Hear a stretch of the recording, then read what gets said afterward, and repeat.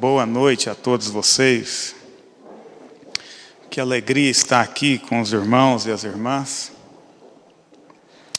E para aqueles que são recém-chegados aqui e não me conhecem, meu nome é Ricardo, eu sou pastor de uma congregação dessa igreja, que é a congregação batista.com. Essa congregação ela foi plantada por essa igreja há 4 anos e meio atrás. Em janeiro de 2022, dia 8 de janeiro, a nossa congregação completa 5 anos de idade.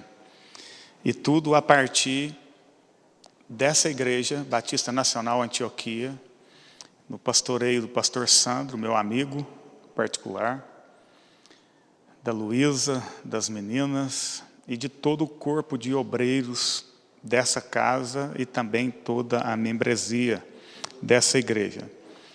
Só é possível ser uma igreja missionária quando Deus incendeia o coração do pastor e a partir disso incendeia também o coração da igreja para a realização dessa obra. Então, eu sou eternamente grato a essa igreja, ao pastor Sandro, meu querido amigo, que está de férias merecidas.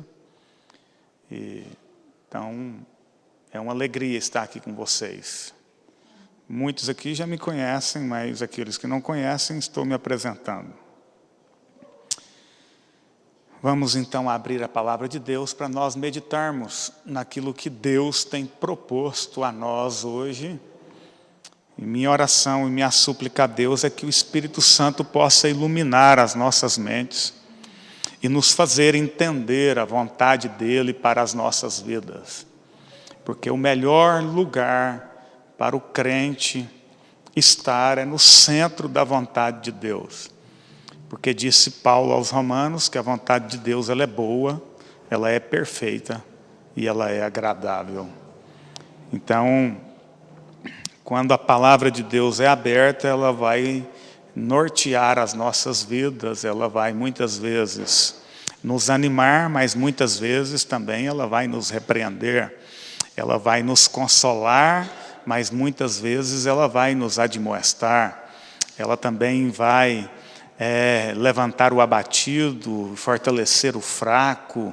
A palavra de Deus tem esse poder, né? Então, é pela palavra que nós somos guiados, é pela palavra que nós somos direcionados.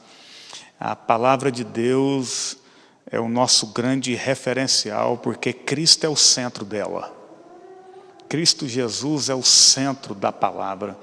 Por isso que ela deve ser o centro da nossa vida. Então, sendo assim, eu convido você a abrir a sua Bíblia, por favor, junto comigo.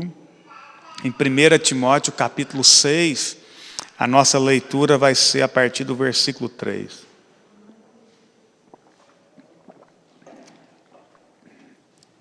Primeira Timóteo 6, a partir do versículo 3. 1 Timóteo 6.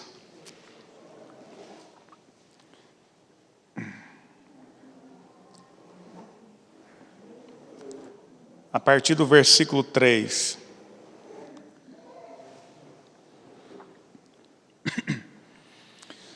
Diz assim as Sagradas Escrituras: se alguém ensina outra doutrina e não concorda com as sãs palavras de nosso Senhor Jesus Cristo e com o ensino segundo a piedade, esse é orgulhoso e não entende nada, mas tem um desejo doentio por discussões e brigas a respeito de palavras. É daí que nascem a inveja, a provocação, as difamações, as suspeitas malignas e as polêmicas sem fim da parte de pessoas cuja mente é pervertida e que estão privadas da verdade, supondo que a piedade é fonte de lucro. De fato, grande fonte de lucro é a piedade com o contentamento, porque nada trouxemos para o mundo, nem coisa alguma poderemos levar dele. Tendo sustento e com o que nos vestir, estejamos contentes. Mas os que querem ficar ricos caem em tentação, em armadilhas e em muitos desejos insensatos e noviços, que levam as pessoas a se afundar na ruína e na perdição, porque o amor ao dinheiro é a raiz de todos os males. E alguns, nessa cobiça, se desviaram da fé e atormentaram a si mesmos com muitas dores.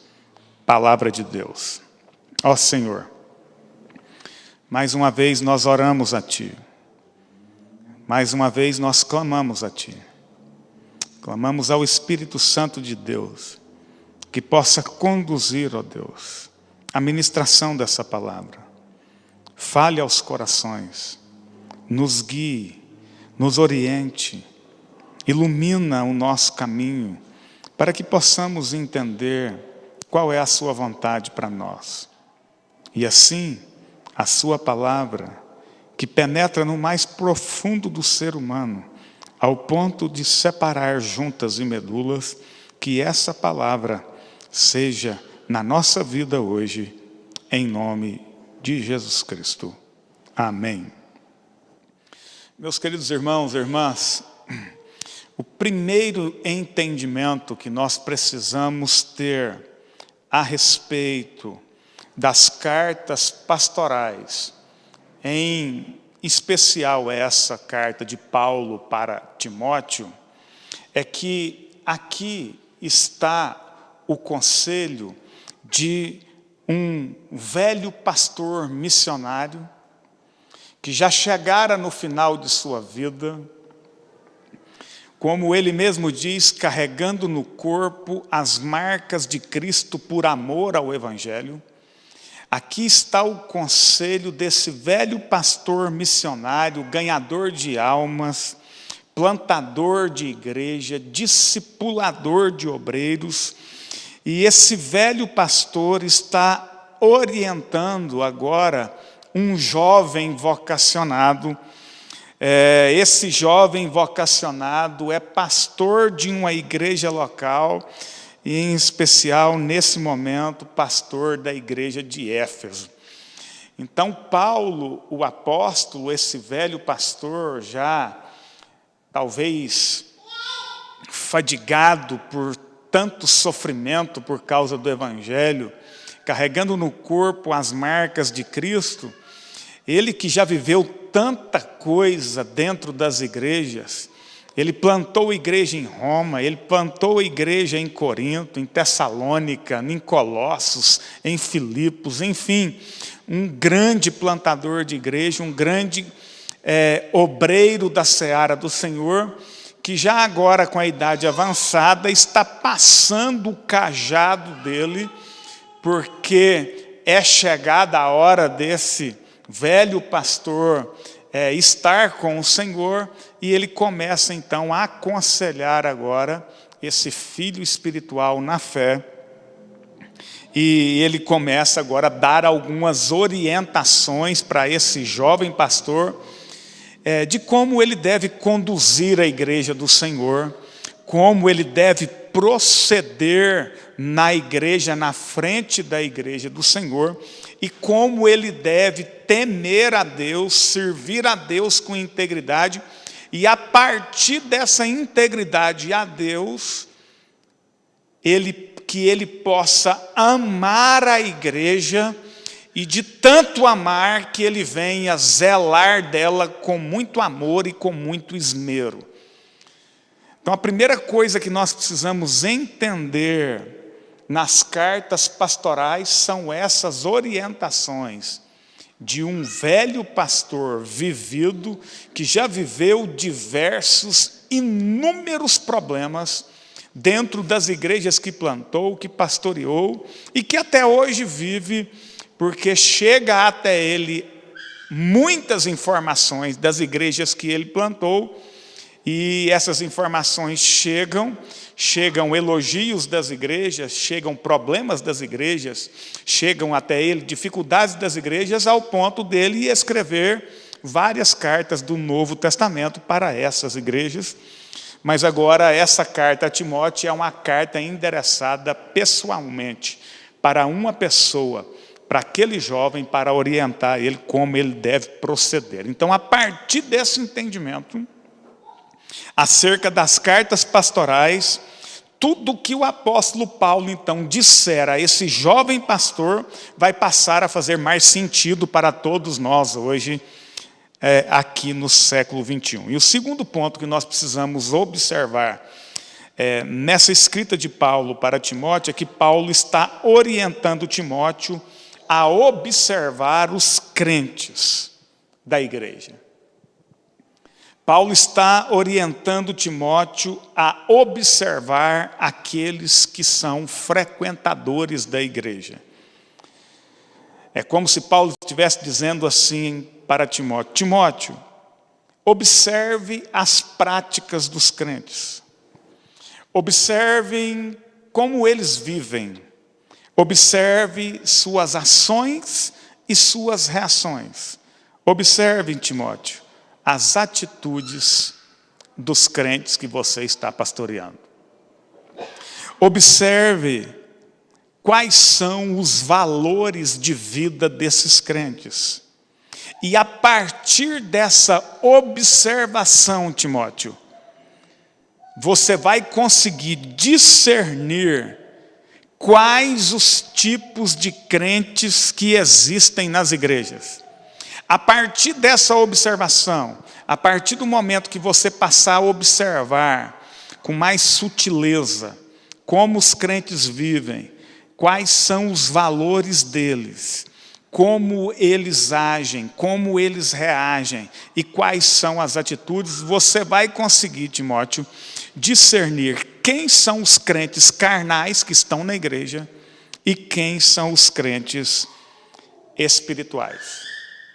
Então, a partir de todas essas observações, Timóteo, note que alguns crentes, eles deixam evidente, pelas suas práticas de vida, que são pessoas carnais. Já outros, Timóteo, através dos seus frutos, através da sua maneira de viver, já outros, Timóteo, através de sua piedade, eles deixam evidente, através de suas práticas, que suas vidas estão santificadas na pessoa de Cristo Jesus, o Senhor. Então, quando Paulo vai escrever essas cartas pastorais para esse jovem pastor, ele está orientando ele acerca dessas coisas. A propósito, então, ele vai dizer que dentro de uma mesma igreja pode ter crentes carnais e pode ter também crentes espirituais. O fato é que o próprio Jesus vai dizer que a árvore ela é conhecida pelo fruto. Não é exatamente isso que o mesmo Paulo escreve para a igreja que está em Corinto, quando no capítulo 3, nos versículos 1 e 2 da primeira carta, Paulo vai dizer assim: eu, porém, irmãos, não pude falar a vocês como a pessoas espirituais. Que pesar na vida e no coração daquele pastor. Uma igreja que ele plantou, uma igreja que ele ficou cerca de 1 ano e meio discipulando ela, formando obreiros.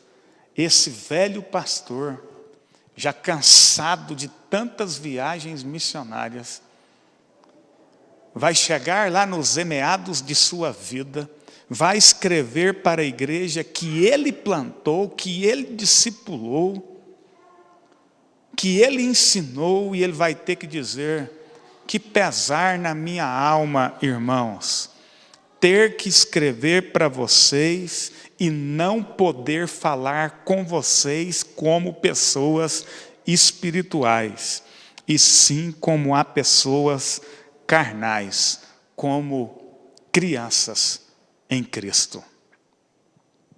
Ou seja, dentro daquela igreja, já tinha crentes com 3 anos, 4 anos, 5 anos, 7 anos, 8 anos de convertidos, e eles ainda continuavam sendo o quê? Crianças.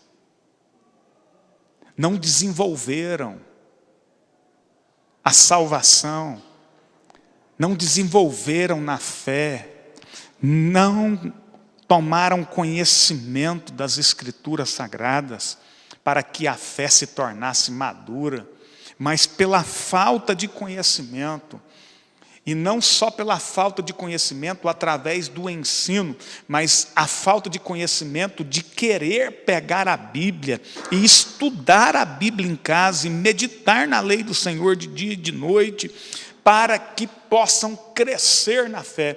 Então esse velho pastor vai dizer também à igreja de Corinto: olha, eu vou ter que tratar com vocês com leite, eu não posso tratar com vocês com comida sólida, porque vocês ainda não podem suportar, nem ainda agora podem, porque vocês ainda são carnais. Então é nesse aspecto, no mesmo aspecto que ele trata com Corinto, ele vai falar para Timóteo: olha, Timóteo, fica de olho aberto, observe os crentes, observe as ovelhas do Senhor Jesus que você tem pastoreado, e comece a entender que muitos são carnais, que muitos são espirituais, mas dentro de um mesmo local, dentro de uma mesma igreja, esses dois públicos estão presentes, os carnais e os espirituais. E ele vai virar para Timóteo e vai dizer: os carnais são aqueles que são identificados pelas cobiças e vaidades de seus próprios corações. É por isso que a árvore é conhecida pelo fruto. Porque as obras da carne, aquela que Paulo revela aos Gálatas, ela está evidente aqui no texto que nós lemos, quando o apóstolo vai dizer: os carnais, Timóteo, são aqueles que são vaidosos e cobiçosos. A mente deles é uma mente terrena, é uma mente do mundo terreno. Toda a busca desses crentes está em torno daquilo que é terreno, dos valores terrenos, das riquezas terrenas, dos prazeres terrenos. É por isso que no versículo 9 do texto que lemos, Paulo vai virar para Timóteo e vai dizer: no entanto, os que ambicionam ficar ricos caem em tentação, em armadilhas, em muitas concupiscências insensatas e perniciosas, atolam muitas pessoas na ruína e na completa desgraça. Então perceba que a cobiça, que é uma obra da carne, da natureza caída, ela leva a pessoa à ruína, ao naufrágio na fé. A grande questão não é a riqueza terrena. A grande questão é como se busca isso. Com que intensidade se busca isso? E com qual motivação do coração se busca riquezas terrenas? Então, a grande questão que Deus está julgando em todos nós, irmãos, não é aparência, não é nível e status social. O que Deus está olhando em nós é motivação do coração. É por isso que Davi vai orar. e vai dizer no Salmo 139, bem no final do Salmo: Senhor, Tu me sondas e me conheces. Vê se há em mim algum caminho mau. Arranca esses caminhos de dentro de mim e guia-me, Senhor, rumo à vida eterna. Então, meus queridos irmãos, a partir de todas essas observações que o apóstolo Paulo está fazendo para Timóteo, nós precisamos olhar para a nossa própria vida, identificar as nossas práticas, identificar as nossas buscas, identificar as nossas motivações por detrás as nossas motivações que estão por detrás das nossas ações, e a partir disso fazer uma introspecção e pensar: eu sou um crente carnal? Tem algumas práticas na minha vida que ainda continuam sendo carnais? Se sim, eu preciso da misericórdia de Deus na minha vida para me transformar. Mas ao passo também desse texto, Paulo não fazer referência somente àqueles que são carnais, aqueles que são ambiciosos e cobiçosos por riquezas terrenas, ele vai falar também de crentes espirituais. Ele vai falar que os crentes espirituais, eles se deleitam nas buscas celestiais. É como se Paulo estivesse dizendo assim, que a vida terrena para os crentes espirituais, ela é uma vida de peregrinação. O crente espiritual entendeu que aqui, nessa terra, não é a habitação definitiva dele. Ele está aqui só de passagem. O crente espiritual pensa mais ou menos como Blaise Pascal, o filósofo matemático, que disse que nós não somos seres espirituais. Nós não somos seres carnais vivendo uma experiência espiritual. É ao contrário, nós somos seres espirituais vivendo uma experiência carnal. Diante da frase de Blaise Pascal, nos cabe uma pergunta: qual? O que é eterno no ser humano? É a carne ou é o espírito?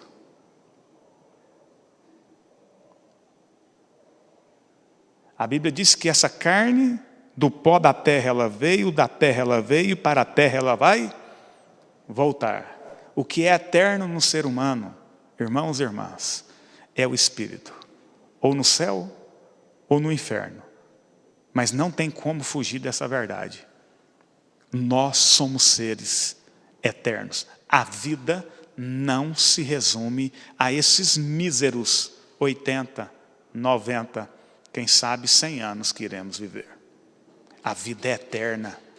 Por isso Paulo vai dizer aos Colossos: construa a casa de vocês no alto, nas coisas espirituais. Pensem nas coisas espirituais. Irmãos, deixe-me confessar uma coisa para os irmãos. Eu já entrei em crise quando eu ainda não tinha um imóvel meu para morar. Eu ficava pensando: para que eu vou comprar uma casa aqui, se eu não sou daqui? Eu entrei na paranoia de pensar sobre isso, sobre esse negócio. Na paranoia: por que eu vou ficar adquirindo bens aqui se eu não sou daqui? Se eu sou um peregrino, se eu estou passando por aqui. E aí hoje eu estou mais aliviado no coração concernente a isso, mas isso ainda me coloca em crise.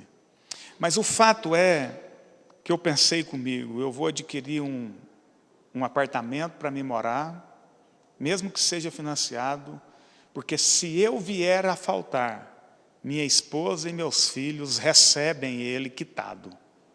Eles vão ter onde morar. Agora eu fico pensando na vida do apóstolo Paulo.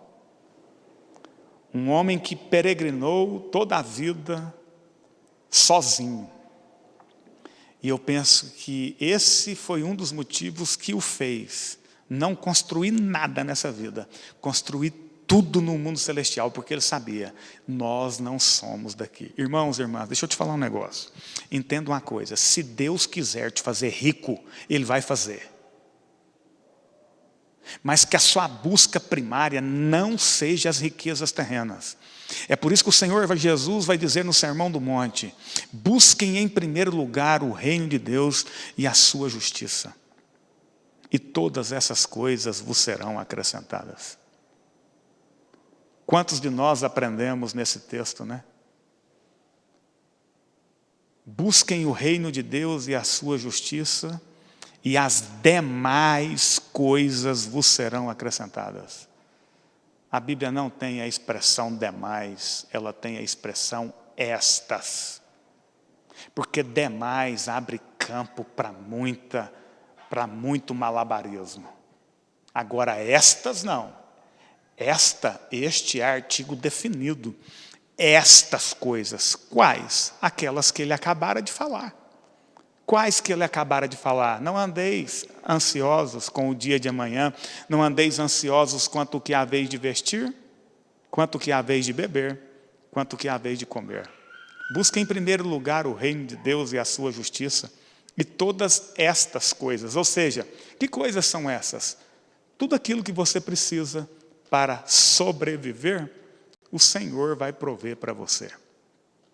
Porque o Deus que te chamou, o Deus que me chamou, o Deus que nos chamou, é o mesmo Deus que cuida de nós e que provê para nós. Agora, se Ele quiser te fazer rico, tenha uma coisa em mente. Não se apegue às riquezas. Não se apegue às riquezas. Porque as riquezas terrenas, o apego a ela, vai tornar a pessoa naquilo que ele está falando no versículo 9 aí. No entanto, os que ambicionam ficar ricos, que depositam toda a sua busca, toda a sua vida nisso, eles caem em quê? Em tentação. O que Tiago, irmão de Jesus, quando escreve a carta, vai dizer? Deus não pode ser tentado, porque Ele mesmo não tenta também? Ninguém. Então, tentação é coisa de quem? Tentação é coisa da nossa natureza.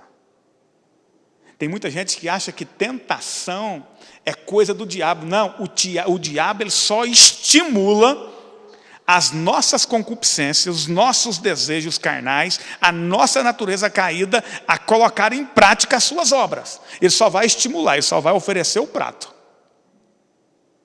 Agora, o desejo de comer é dessa natureza caída. Então, Paulo está dizendo o seguinte, olha, não entre nessa. Não entre nessa busca, nessa loucura, nesse frenesi, nessa ambição louca. Trabalhem.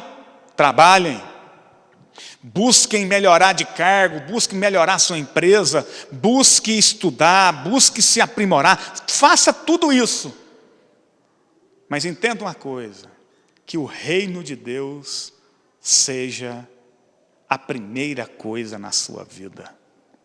Sirva a Deus com integridade e ame a igreja, zele dela, manifeste os dons que Deus te deu na igreja, venha para a igreja, congregue na igreja, ame a igreja, ame os irmãos, busque a Deus de forma congregacional, porque isso agrada a Deus, irmãos. Mas não caia no laço e na tentação. Porque o apóstolo Paulo vai dizer, observem esses crentes que estão na igreja, esses frequentadores da igreja. Eles caíram em armadilhas e em muitas concupiscências. Essas buscas atolaram muitas pessoas na ruína e na completa, olha o termo que ele usa tanto que é pesado, na completa desgraça. O que é uma desgraça? É um xingamento? Os mais antigos é. Mas uma desgraça nada mais é do que falta de graça. E a graça vem de quem? Efésios 2:8. Vocês foram salvos pela graça, mediante a fé. Isso não vem de vocês, é um dom de Deus. Então graça é coisa de Deus. Uma vez que as pessoas enveredam nessa busca, nessa ambição, nessa cobiça, elas se tornarão desgraçadas, porque a graça de Deus não estará mais presente na vida delas, porque agora o Deus delas não é mais o Senhor Jesus, mas são as riquezas, é Mamon, é o dinheiro. Mas em contrapartida disso, o apóstolo Paulo vai falar dos crentes espirituais. E quando ele vai falar dos crentes espirituais, ele vai trazer e revelar para Timóteo aquilo que muitas vezes nós sabemos, mas que passa desapercebido por causa das nossas buscas, por causa da correria da vida, por causa de muitas outras coisas. Ele vai dizer assim para Timóteo no versículo 7 e 8. Timóteo, observe uma coisa. O apóstolo Paulo ele é extremamente interessante, pedagógico. E o apóstolo Paulo é um cara extremamente reflexivo, até porque também ele é filósofo. Além de ser teólogo, ele é filósofo e ele vai pensar um pouco e trazer muita reflexão. E uma das ele vai fazer para Timóteo exatamente isso, dizendo a Timóteo, Timóteo, observe a vida. E ele está falando para nós hoje, observe a sua vida. Nós ingressamos, ou seja, nós viemos a esse mundo sem trazer nada. Nada. E ao partirmos daqui, nós também não levaremos nada. Irmãos, eu nasci ouvindo isso, cresci ouvindo isso, ouço isso até hoje e ouvirei até morrer. Mas muitas vezes isso passa desapercebido. Para nascer, nós não trouxemos nada e para morrer, nós não levaremos nada. Aí ele vai virar no versículo 8 para Timóteo e vai dizer, por isso, ou seja, por causa disso, por não ter trazido nada ao chegar ao mundo e por não levar nada depois de morrer, devemos estar satisfeitos se tivermos com que nos alimentar e vestir. Irmãos e irmãs, as cobiças e vaidades terrenas são características do mundo, de coisas mundanas, pois como isso entra sorrateiramente dentro da igreja e passa a fazer parte também da vida dos crentes. Todas essas práticas carnais, elas corrompem o coração do homem e da mulher e os leva ao desvio da fé, ao desvio do caminho, ao desvio da verdade.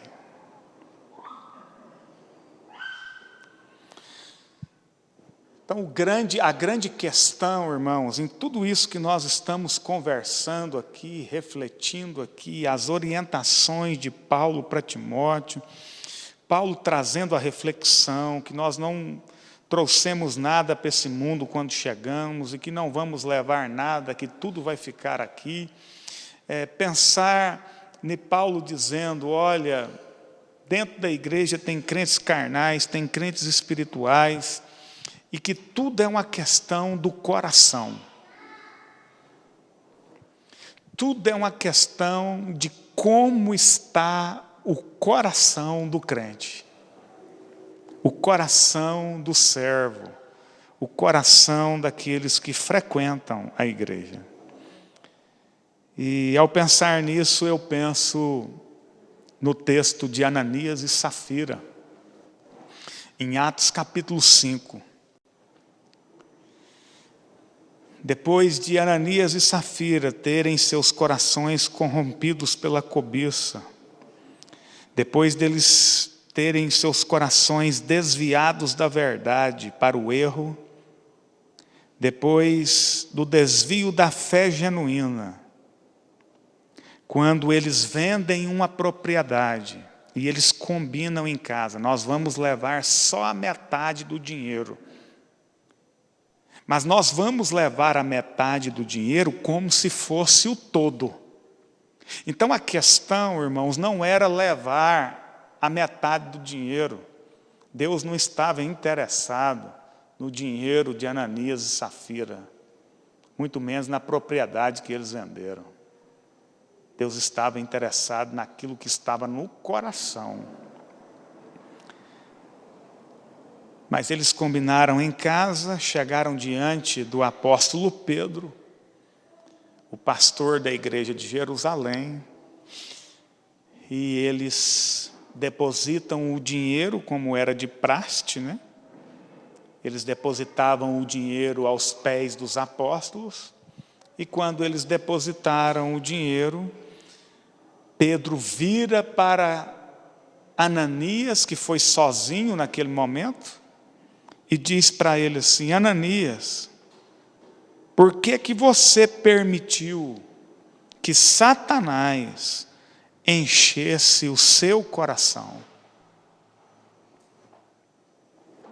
Ananias, por que você permitiu que Satanás enchesse o seu coração? Já para Safira, Pedro diz assim: Safira, por que vocês tentaram mentir para o Espírito Santo de Deus? Ou seja, você pode esconder da igreja, você pode esconder do pastor da igreja, mas do Espírito Santo nós não escondemos nada, porque o Espírito Santo é aquele que sonda os nossos corações e conhece todas as nossas motivações e intenções.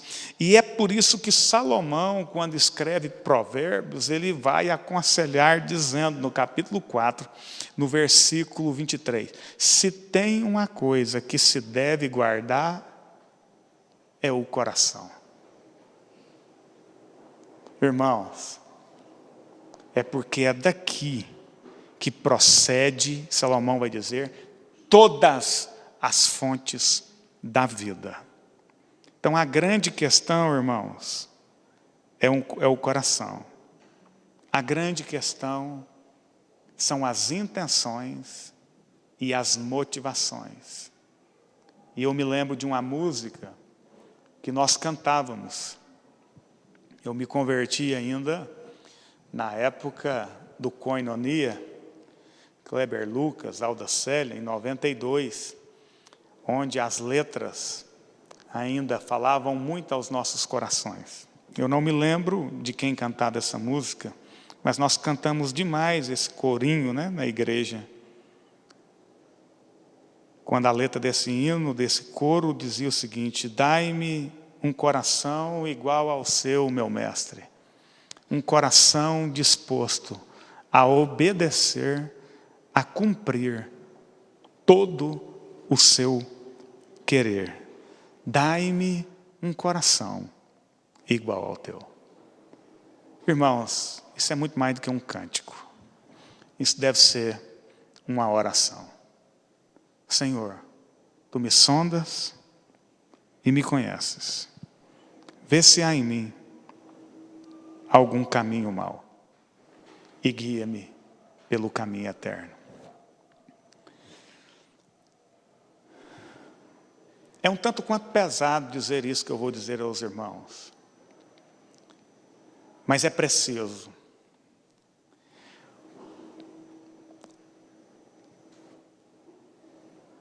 Existe um grande perigo em nós estarmos vivendo em um ambiente onde a verdade é pregada, onde a verdade é ministrada, vivida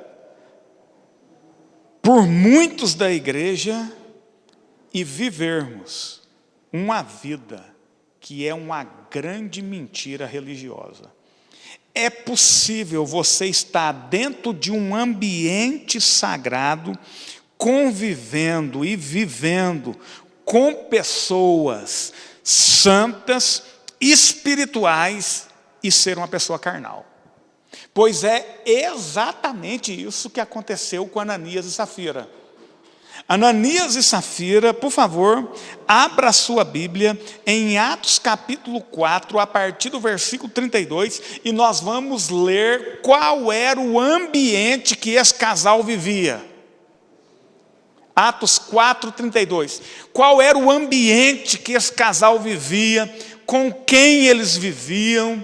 Qual era a vida dessas pessoas que eles conviviam? Essas pessoas eram piedosas, eram generosas. Eles estavam lá inseridos no meio de pessoas espirituais, mas não cuidaram do coração. E por não cuidar do coração, se tornaram pessoas carnais, ao ponto de deixar Satanás entrar no coração, mentir para o Espírito Santo, mentir para os apóstolos e mentir para a igreja.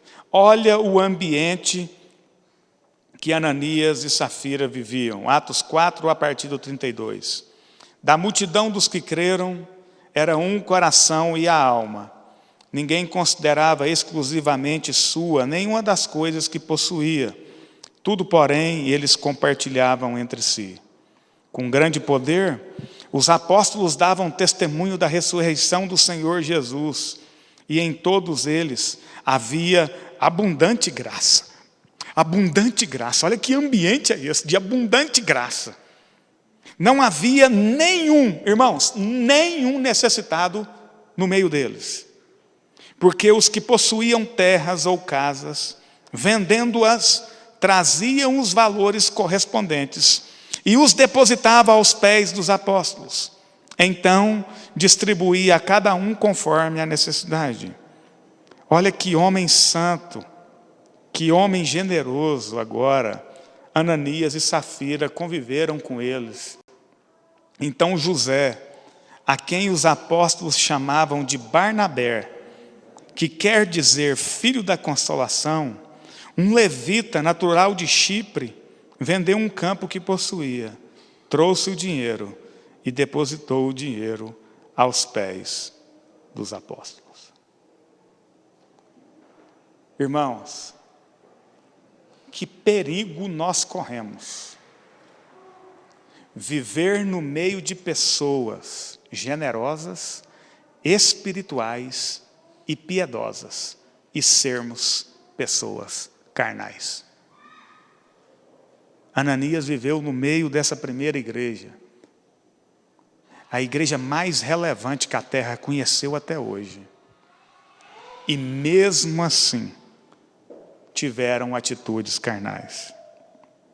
E agora, para encerrar, Paulo, o velho pastor, vivido, experimentado na vida, vai virar para o seu filho, para o jovem pastor da igreja de Éfeso, e vai dizer no capítulo 6 de 1 Timóteo, versículos 11 e 12, me acompanhe, por favor.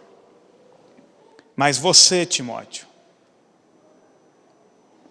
homem de Deus, fuja de tudo isso.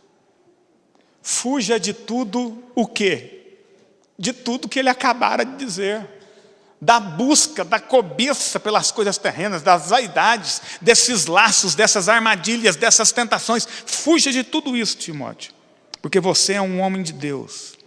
Siga a justiça, a piedade, a fé, o amor, a perseverança, a mansidão. Combata o bom combate da fé. Tome posse da vida eterna. Agora aqui é sensacional. Tome posse da vida eterna. Ora, nós que cremos na eleição, na doutrina da predestinação, nós já não estamos eleitos? Por que nós devemos então tomar posse da vida eterna? Isso parece ser paradoxal, mas não é. O que Paulo está dizendo é que não é, melhor dizendo, o que Paulo está dizendo não é que você consegue por si mesmo se apossar da vida eterna. Não é isso que ele está dizendo.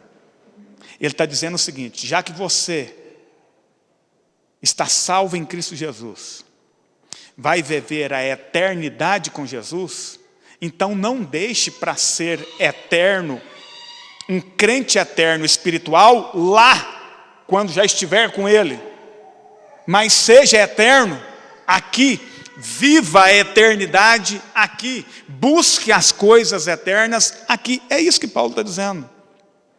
Tome posse, você já é salvo, você já está salvo. Pregue para os crentes, ensine para os crentes isso. Vocês são salvos, mas agora tome posse daquilo que a eternidade tem para vocês. E o que a eternidade tem para vocês? Ele acabara de falar no versículo 11. Siga a justiça, a piedade, a fé, o amor, a perseverança e a mansidão. E aí ele termina dizendo: tome posse da vida eterna, para a qual você também foi chamado e da qual fez a boa confissão diante de muitas testemunhas.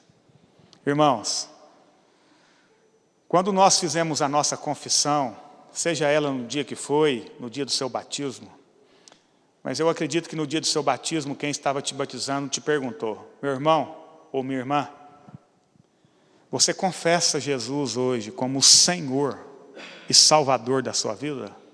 Sim, eu confesso. Então eu te batizo em nome do Pai, do Filho e do Espírito Santo. Naquele dia nós confessamos que Jesus é o nosso Salvador, mas nós confessamos que também Ele é o nosso Senhor. Irmãos, nós não somos senhores e senhoras da nossa vida.